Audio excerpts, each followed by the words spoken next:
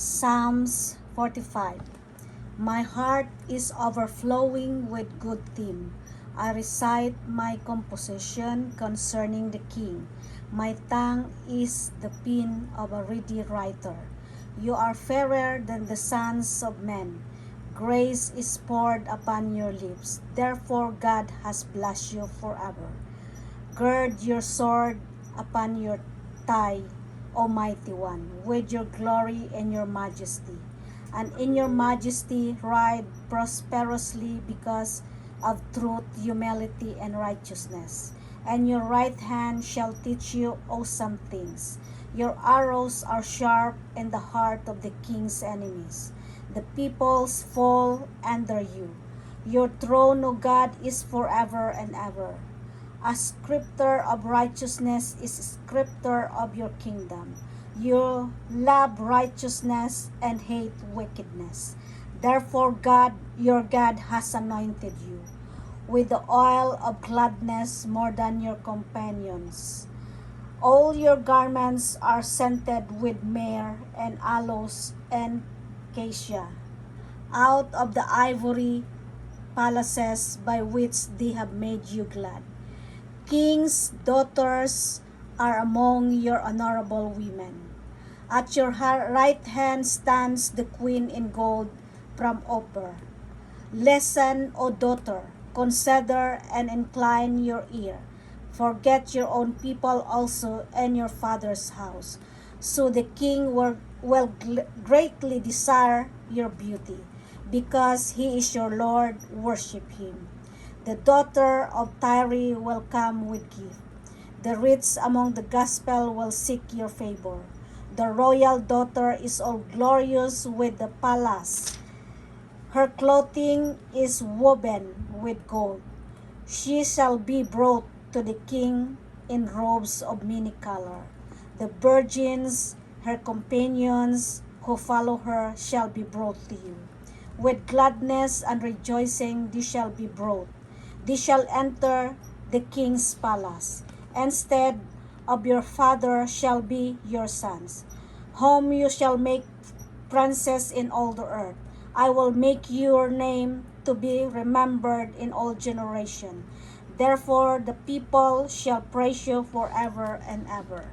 Psalms 46. God is our refuge and strength, a very present help in trouble. Therefore we will not fear, even though the earth be removed, and though the mountains be carried into the midst of the sea, though its waters roar and be troubled, though the mountains shake with its swelling. There is a river whose streams shall make glad the city of God, the holy place of the tabernacles of the Most High. God is in the midst of her. She shall be moved. God shall help her. Just at the break of dawn, the nation raged. The kingdoms were moved.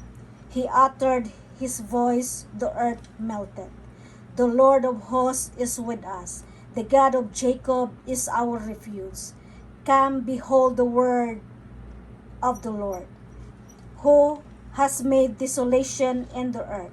He makes war cease to the end of the earth. He breaks the bow and cuts the spear in two. He burns the chariot in the fire. Be still and know I am God. I will be exalted among the nations. I will be exalted in the earth. The Lord of hosts is with us. The God of Jacob is our refuge. Psalms 47. To the chief musician, a psalms of the son of Korah. O clap your hands, all you peoples. Shout to God with the voice of triumph. For the Lord Most High is awesome. He is great King over all the earth. He will subdue the peoples under us, and the nation under our feet. He will choose our inheritance for us, the excellence of Jacob whom he loves. God has gone up with a shout, the Lord with the sound of a trumpet. Sing praises to God, sing praises. Sing praises to our King, sing praises. for God is the King of all the earth. Sing praises with understanding. God reigns over the nation. God sits in his holy throne. The princes of the people have gathered together, the people of the God of Abraham. For the shield of the earth belongs to God. He is greatly exalted. Great is the Lord, and greatly to be praised in the city of our God, in his holy mountain, beautiful in elevation. The joy of the whole earth is Mount Zion on the sides of the north, the city of the great King. God is in her palace. He is known as her refuge. For behold, the kings assemble. They pass by together. They saw it, and so they marveled. They were troubled. They hastened away. Fear took hold of them there, and pain as of the woman in birth pangs. As when you break the ship of Tarsus with an east wind. So we have heard, so we have seen, in the city of the Lord of hosts, in the city of our God, God will establish forever. We have thou, O God, on your loving kindness, in the midst of your temple, according to your name, O God. So is your name praised to the ends of the earth. Your right hand is full of righteousness. Let Mount Zion rejoice. Let the daughters of Judah be glad. Because of your judgment, walk about Zion, and go all around her. Count her towers. Mark well her bulwarks. Consider the palaces, that you may tell it to the generation following. For this is God, our God, forever and ever. He will be our guide even to death. Psalms 49. To the chief musician of psalms of the son of Korah. Hear this, all peoples, give ear, all the inhabitants of the world, both low and high, rich and poor together. My mouth shall speak wisdom, and the meditation of my heart shall give understanding. I will incline my ear to a proverb. I will disclose my dark saying on the lambs. Why should I fear to the days of evil, when the iniquity of the hills surrounds me? Those who trust in their wealth and boast in the multitude of their riches, none of them can by any means redeem his brother, nor give to God a ransom for him. For the redemption of their soul is costly, and it shall cease forever, that he should continue to live eternally, and not see it pit. For he sees wise men die, likewise the fool and the senseless person perish, and leave their wealth to other. Their inner thoughts is that their houses will last forever, their dwelling places to all generation. They call their lands after their own names. Nevertheless, man, though in honor, do not remain. He is like the beasts that perish. There is the way of those who are foolish, and of their posterity who approve their sayings. Like sheep, they are laid in the grave. Death shall feed them.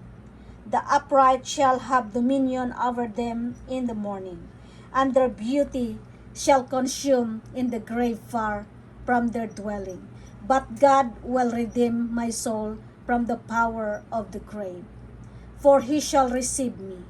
Do not be afraid when one become rich, when the glory of his house is increased.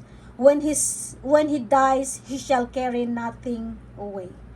His glory shall not descend after him, though while he lives, he blesses himself.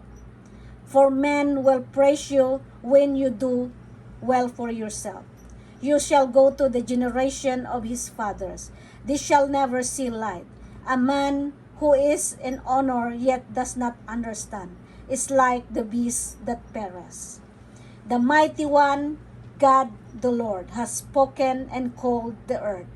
From the rising of the sun to its going down, out of Zion the perfection of beauty, God will shine forth. Our God shall come, and shall not keep silent. A fire shall devour before him, and it shall be very tempestuous all around him. He shall call to the heavens from above, and to the earth, and he may judge his people.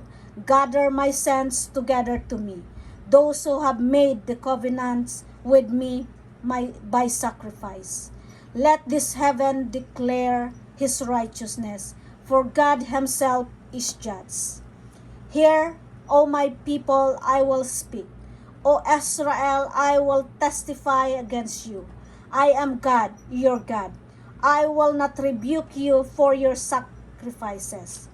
On your burnt offerings, which are continually before me, I will not take a bull from your house, nor goats out of your folds. For every beast of the forest is mine, and the cattle on the 1,000 hills. I know all the birds of the mountains, and the wild beasts on the field are mine. If I were hungry, I would not tell you, for the world is mine, and all its fullness. Will I eat the flesh of bulls, or drink the blood of goats? Offer to God thanksgiving. You pay your vows to the Most High. Call upon me in the day of your trouble. I will deliver you, and you shall glorify me. But to the wicked God says, what right have you to declare my statutes, or take my covenant in your mouth, seeing you hate instruction and cast my word behind you? When you saw a thief, you consented with him, and have been a partaker with adulterers. You give your mouth to evil, and your tongue frames deceit. You sit and speak against your brother. You slander your own mother's son. These things you have done, and I keep silent. You thought that I was altogether like you, but I will rebuke you, and set them in order before your eyes. Now consider this, you who forget God, lest I tear you in pieces, and there be none to deliver. Whoever offers praises glorify me, and to him who order his conduct aright, I will show the salvation of God.